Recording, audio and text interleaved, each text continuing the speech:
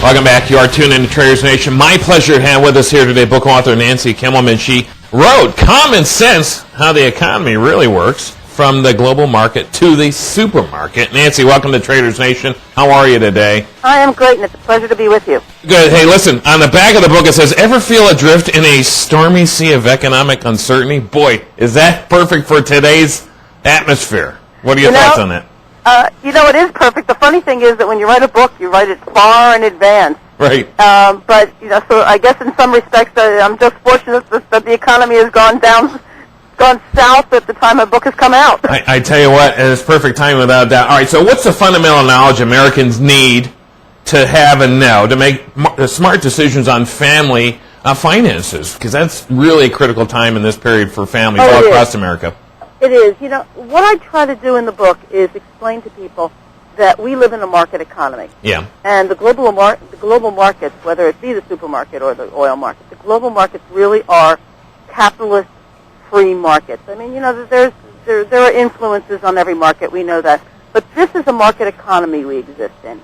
And so what I really feel people need fundamentally is a good understanding about how markets work. Right. And so that's where I start. But then, the whole point of it is, in fact, to apply it to different markets, to apply it to our financial situation, right, to apply it to the oil market, to apply it even to concerns that we have like immigration and job losses overseas and things like that. So really I take the basis of the fundamentals of supply and demand and try to go from there to some of the more crucial issues of the day. Right. Personal finance, clearly at the moment, being one of them. Yeah, I'm going to talk about the newspapers and news organizations because there's a lot of misinformation out there for their own political talking points that they're actually pushing onto the American public, and the American public really needs to be smart when it comes to that. And we'll get to that in a minute. So let me ask you that. So how does common sense show one to raise their IQ? Because it is important that we know, and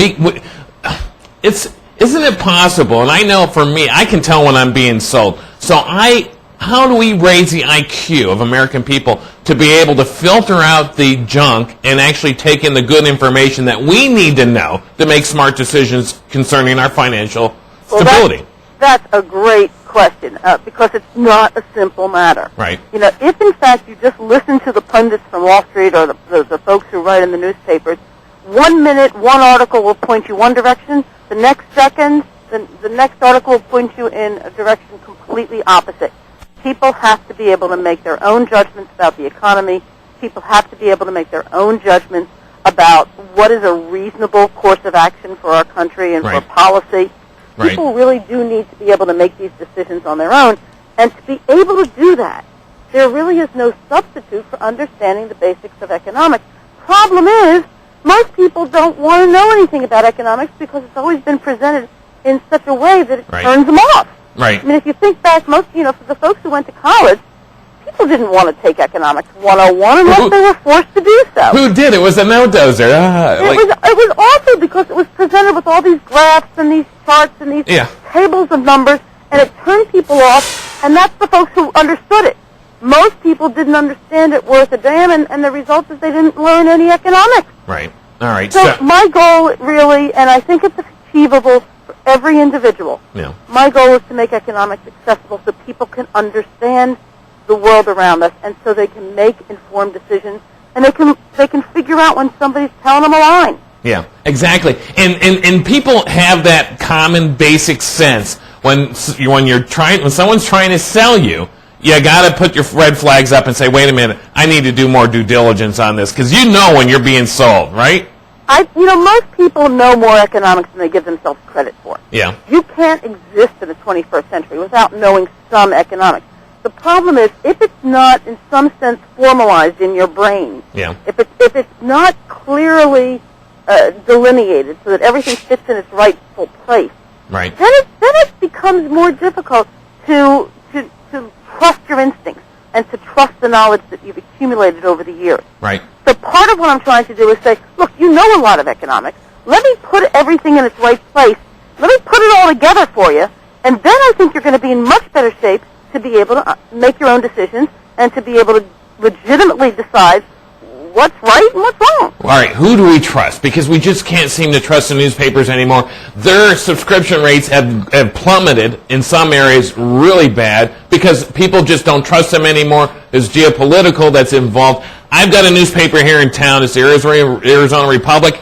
They will actually tell you what to vote for. Are you kidding me? We can't trust the newspapers anymore, and the digital online services are much better, and I think that's what's hurting them in both those areas. What are your thoughts as far as information? Well, I do, but my biggest concern is that people listen to Wall Street. Yeah. And if there's anything that we've learned over the last few years about how Wall Street operates, Yeah. is that the research, quote, analysts, unquote, Yeah. on Wall Street are pitching what their companies want them to pitch That's in the way right. of products. That's right. And in the way of positions that people should be taking, whether it's investing in emerging markets or investing in bonds or stocks.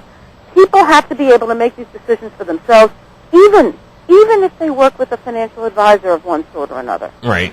It's important for them to be able to understand what the advisor is saying and to be able to evaluate the quality of that advice.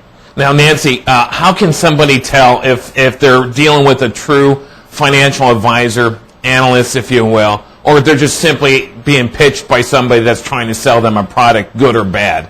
Well, in the book I talk about the fact that there are a variety of organizations that true financial advisors belong to. Right. And so one of the things you clearly want to do is have a registered financial advisor, a registered independent advisor, who will have your best interest at heart. Right. The other things, there's some very simple ways, though, truthfully, to tell if your advisor is right for you.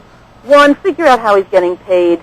If he's getting paid by the number of trades that you make, that's an awful sign, because all he's going to do is churn your account. Sure. If he's getting paid as a percentage of your growth of your securities, that might be okay. But again, he might have short-term versus long-term interest at heart for you, and most of us are longer-term investors. So figure out how he's paid. I think it's good if an advisor is paid a flat sum, maybe with a little bit of a kicker, a little bit of a kick if he does well. Right.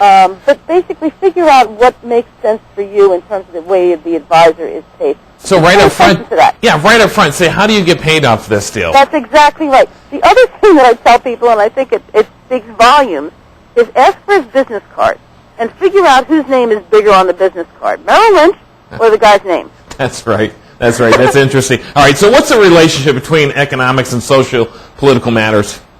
Oh, economics, I hate to say it, but economics pervades virtually every aspect of our society, and every aspect of politics. I mean, the Democratic National Convention is going on now.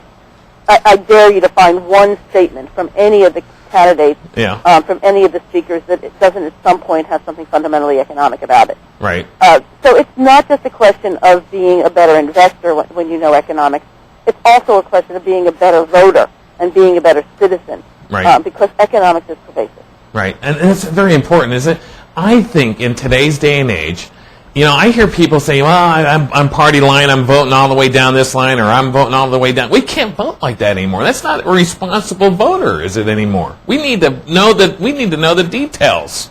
Well, I think people do need to know the details. I mean, I'm an independent voter, and I've voted with my conscience and my brain and my heart at times. Right. But the thing is that there are assumptions that people make about the Democrats and about the Republicans. Yeah. And generally speaking, those assumptions are wrong. Yeah. We tend to think the Republicans are better for the economy, yet I have to tell you the best president we've had in recent years for the economy has been Bill Clinton. Right. And that was 8 years of Democratic rule, and yet he followed a very conservative economic path, and he made a lot of very smart economic decisions. Bush, who's a dot-in-the-wall Republican with strong business background, has turned out to be a whole lot less good for the economy.